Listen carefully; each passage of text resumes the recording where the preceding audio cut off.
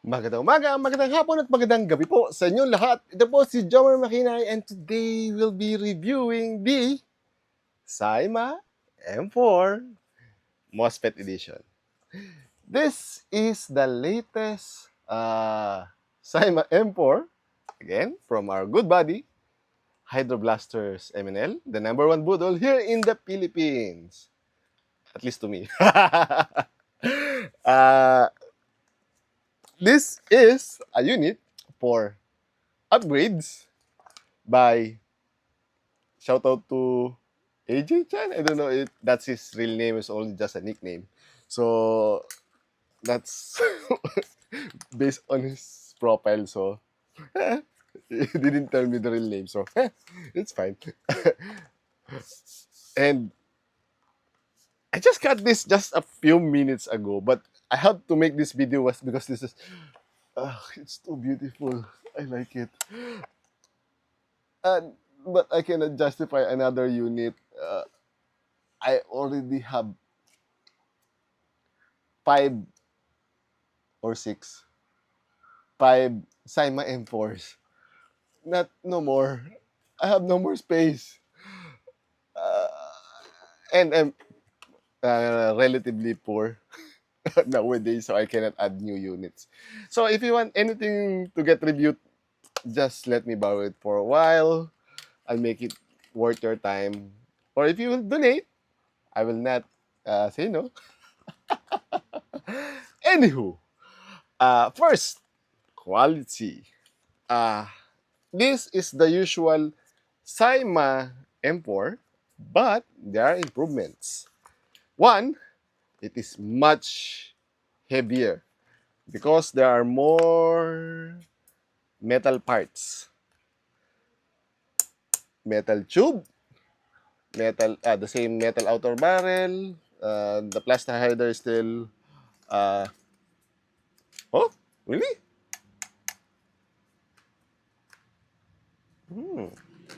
It feels metal. Is it threaded? Of course, it's not threaded. But why is it hard to remove?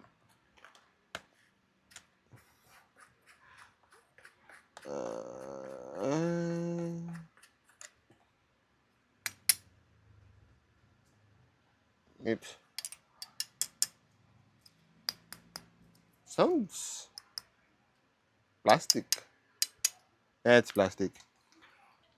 Red, beautiful red outer barrel, and the usual 300 millimeters barrel. So it's nice. It has this. I don't know why they put it. Fake gas tube. You can see it here. See this metal part here? It's somewhat mimics the real steel version of this one. So on the airsoft variants of M4s, they usually have that one. So that's nice. Why cannot I put this flash hider back? I feel so stupid. Hello. Hello. Hello. Got defeated by a flash hider. Wait a bit. And also this one, fake, but it's metal. What do you call this one? It was heat shroud, heat sink, heat collector. Because in the real variants, the outer barrel, this one, it gets hot. So there's a heat guard here so that it will prevent the heat from going to your hand. Especially if you hold this one, even though that's on the real version, there are holes here, it will still get hot.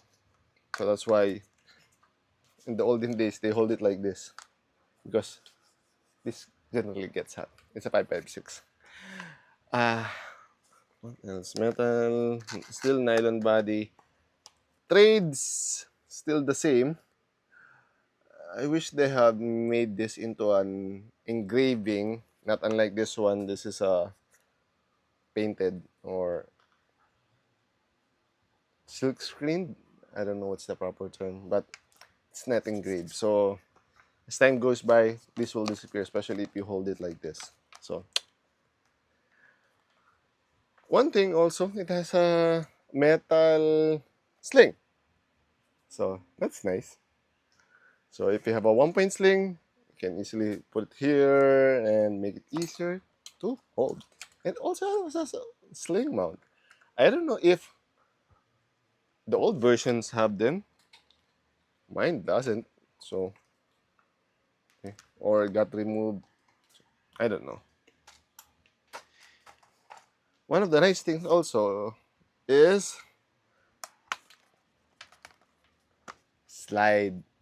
Not magazine slide. It has a blowback. First, we open it.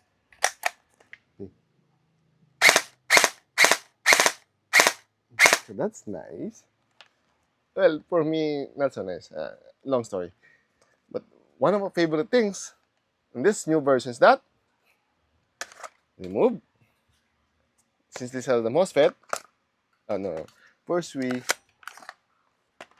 bolt latch, magazine, then release. Then, oops!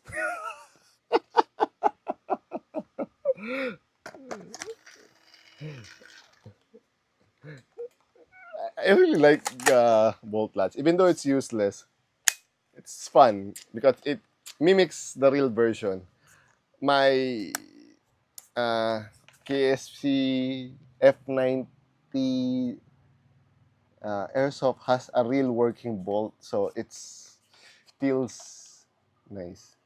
Here you can still mimic release, bolt latch, put magazine, make sure it's safely, and release, so it will be loaded, then fire. Okay, nice. Since this is a MOSFET version, it has a programming manual with which look really same as the Star River one. I don't know if they are related or same manufacturer, rebrand. I don't know. The important thing for me here is that I put the save, then 1, 2, 3, programming mode, it will beep, 1, 2, 3, semi, then binary mode, then reset is 1, 2, 3, 4, 5, 6, 7, 8. And now in semi, it should have binary. I need to check something on binary. Because I think binary looks fine, but will kill your battery if it's bad. I think we will see in a bit later. The gel preload is nice, so that we usually call it auto prime. But they have removed the manual prime. So, well, most ETU based have their manual prime removed because you might short the MOSFET if you do a manual prime. I have done something stupid to my units before. Learned by experience.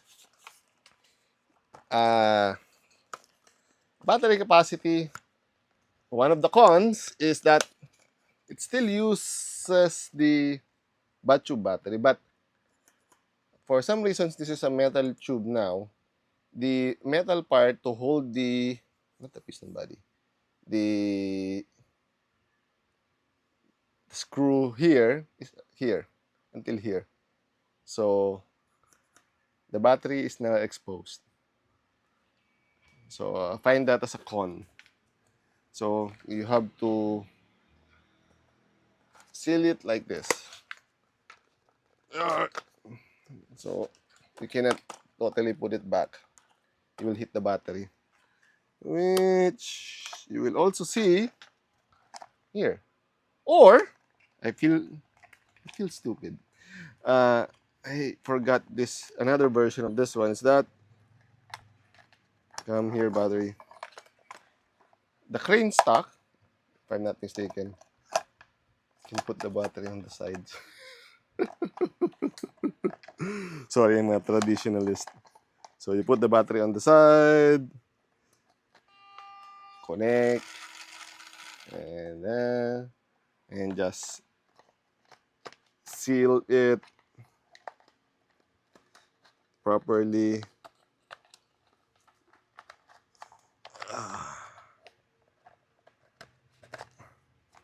Need to extend it a little bit back so there'll be ample space. Close.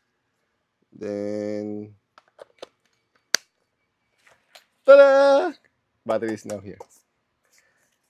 The good thing with this one is that you can use chiclet types, so you can use better batteries. I don't know if it will fit. Or Blitz, one of the best batteries you can buy.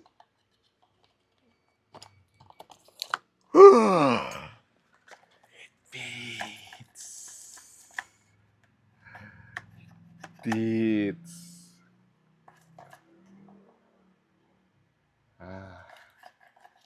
I can put 2 Blitz battery in parallel. But that will be expensive. Ideas. I'm getting distracted. I just love the Cyma M4. It's one of my favorite units. Where am I? Wait! This is more heavier. Is it 2 kilos? No. Probably. Wait. Yes! This is 2 kilos or 1995 or unloaded. So if you put gels, probably will become 2 kilos. So this is heavy. So for those guys who want to have a heavy unit, this is your chance. Oh, I forgot to say also. ETU units, you need to go semi first. Semi, then go to safe first, then semi before it fires. You need to keep that in mind. Upgrades. Sky is the limit. Or the MOSFET is the limit. Since this one has an ETU, please do not install heavy springs on a very weak batteries. You will kill this. Please don't kill this. I love this unit. Well, I'm going to upgrade this one. So let's see if it will burn or not. Price. What was the price of this one? 7,000? 8,000? Link in the description. From Hydroblasters MNL. Number 1 Google. FPS. It's the usual 220 to 240. This is a Cyma. It's to be expected. Oh, I'm getting distracted. This is too dangerous. I don't have money. Range.